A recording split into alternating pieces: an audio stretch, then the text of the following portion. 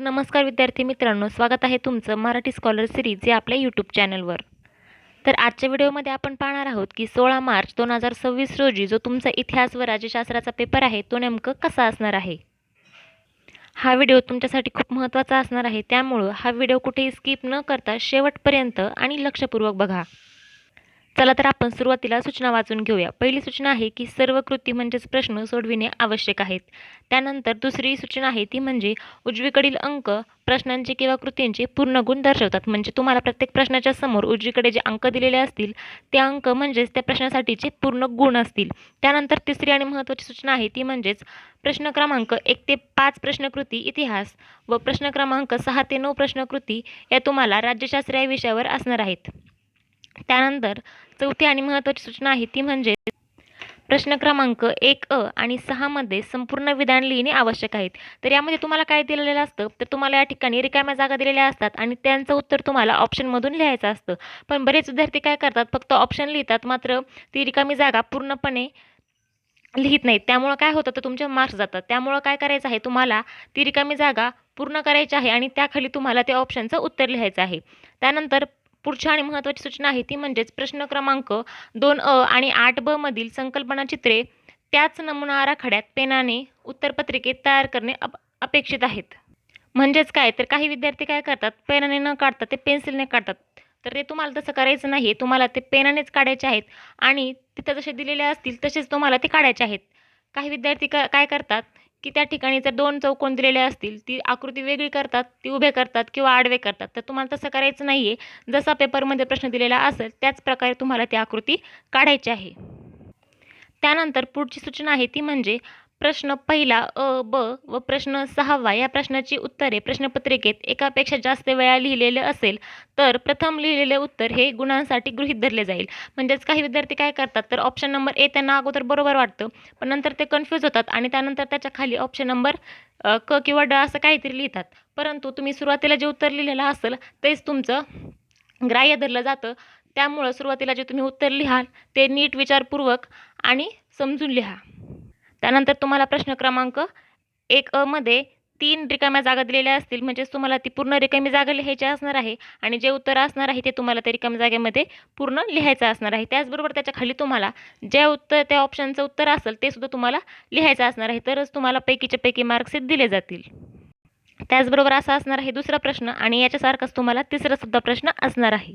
या ठिकाणी सुद्धा तुम्हाला तसंच करायचं आहे. त्याचबरोबर चुकीची जोडी ओळखून जे प्रश्न लिहायचे असतात त्या ठिकाणी सुद्धा तुम्हाला पूर्ण जे उत्तर असणार आहे ते लिहायचं आहे, फक्त ऑप्शनचा नंबर लिहायचा नाही आहे. ते सुद्धा प्रश्न तुमचे अशा प्रकारे असतील.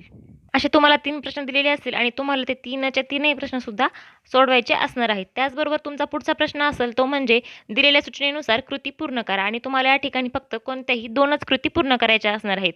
तर या ठिकाणी बघा अशी एक कृती दिलेली आहे, तुम्ही ही सोडवू शकता किंवा यानंतर तुम्हाला आणखीन 2 कृतीसुद्धा दिलेल्या असणार आहेत. तर बघा अशा प्रकारची तुमची दुसरी कृती असेल. या ठिकाणी तुम्हाला जशी ही आकृती दिलेली आहे तशीच आकृती काढायची आहे आणि ती सुद्धा तुम्हाला पेनाने काढायची असणार आहे. त्याचबरोबर तिसरी कृतीसुद्धा तुम्हाला या ठिकाणी अशा प्रकारे दिलेली असेल. मी तुम्हाला हा जो पेपर दाखवते, तुम्हाला असाच पेपर येणार नाही, परंतु या पेपरमधील बरेच क्वेश्चन हे रिपीट होण्याची शक्यता असल्यामुळे मी तुम्हाला हा पेपर नमुना म्हणून दाखवत आहे. त्यामुळं या पेपरवरती जे मी क्वेश्चन दाखवलेले आहेत ते सर्व क्वेश्चन तुम्ही आज सोडवायचे आहेत. त्यानंतरचा पुढचा क्वेश्चन असेल तुमचा की थोडक्यात टिपा लिहा आणि टिपा लिहामध्ये तुम्हाला 3 दिलेले असतील आणि त्यापैकी तुम्हाला कुठल्याही 2 टिपा लिहायच्या असणार आहेत. हा प्रश्न तुम्हाला 4 मार्क्ससाठी असणार आहे, म्हणजेच प्रत्येक क्वेश्चन हा 2 मार्क्ससाठी विचारला आहे.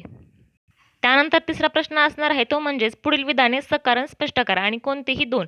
तर यापैकी तुम्हाला कुठलेही तुम्हाला जे येत असतील त्यापैकी तुम्हाला त्यांचं सकारण स्पष्ट करायचं असणार आहे आणि कुठलेही तुम्ही 2च या ठिकाणी सोडवायचे असणार आहेत. ते सुद्धा तुम्हाला प्रत्येकी प्रश्न 2 मार्कासाठी म्हणजेच एकूण 4 मार्कासाठी हे क्वेश्चन विचारलेले असणार आहेत.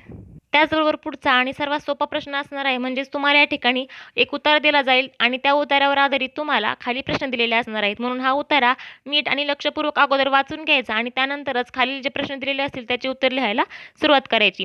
कारण याचे उत्तर तुम्हाला या पॅसेजमध्येच असणार आहे. त्यामुळं हे तुमचे हातचे मार्क असल्यामुळं तुम्ही तो उतारा व्यवस्थित वाचा आणि त्याची उत्तरे लिहा. त्यानंतर इतिहासातलाच 5वा प्रश्न असणार आहे तो म्हणजे पुढील प्रश्नांची सविस्तर उत्तरे लिहा आणि कोणतेही 2 तुम्हाला या ठिकाणी उत्तरे लिहायची असणार आहेत. प्रत्येक प्रश्न हा 3 मार्क्ससाठी विचारलेला असणार आहे आणि 2 क्वेश्चन तुम्हाला हे 6 मार्क्ससाठी विचारलेले असतील. तर तुम्ही यापैकी तुम्हाला जे येत असतील ते कुठलेही 2 क्वेश्चन सोडवू शकता.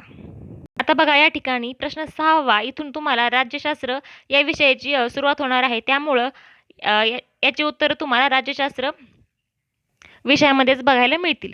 तर बघा त्यातला पहिला प्रश्न असणार आहे तो म्हणजेच दिलेल्या पर्यायांपैकी योग्य पर्याय निवडून विधाने पूर्ण करा. तर या ठिकाणी सुद्धा तुम्हाला ते विधान पूर्ण लिहायचं असणार आहे आणि त्यानंतर खाली तुम्हाला त्याचा जो ऑप्शन असणार आहे उत्तराचा तो लिहायचा असणार आहे. त्याचबरोबर यामध्ये तुम्हाला 2 क्वेश्चन विचारले जातील आणि तुम्हाला ते 2ही क्वेश्चन सोडवायचे असणार आहेत. तर अशा प्रकारचा दुसरा प्रश्न असेल आणि त्यानंतरचा तुमचा 7वा प्रश्न असणार आहे तो म्हणजेच पुढील विधाने चुकीबरोबर ते सकारण स्पष्ट करा आणि या ठिकाणी सुद्धा तुम्हाला कोणतेही 2 उदाहरणं त्यांचे कारण लिहून स्पष्ट करायचे असणार आहेत. ते प्रत्येकी तुम्हाला एक प्रश्न हा 2 मार्क्ससाठी म्हणजेच 2 प्रश्न तुम्हाला 4 मार्क्ससाठी विचारलेले असतील.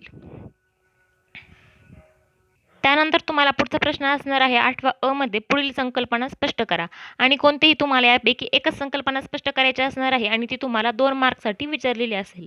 त्याचबरोबर पुढचा प्रश्न असेल तो म्हणजेच दिलेल्या सूचनेनुसार कृती करा आणि कोणतीही एक कृती तुम्हाला या ठिकाणी पूर्ण करायची असणार आहे. तर बघा ही निवडणूक प्रक्रिया ही जी कृती आहे ती बऱ्याच वेळा रिपीट झालेली आहे. त्यामुळं 2026च्या पेपरमध्ये सुद्धा ही कृती विचारली जाऊ शकते.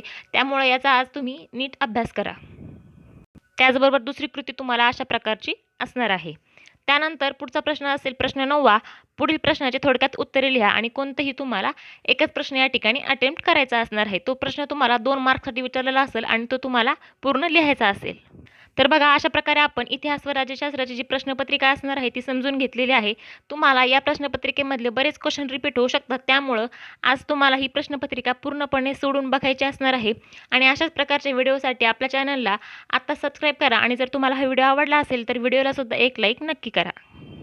परत एकदा सांगते की या प्रश्नपत्रिकेतले सगळे प्रश्न एकदा सोडून बघा कारण ही तुमची बोर्डाची एक जुनी प्रश्नपत्रिका आहे परंतु बोर्डामध्ये दरवर्षीच मागच्या झालेल्या पेपरपैकीच काही प्रश्न रिपीट होत असतात.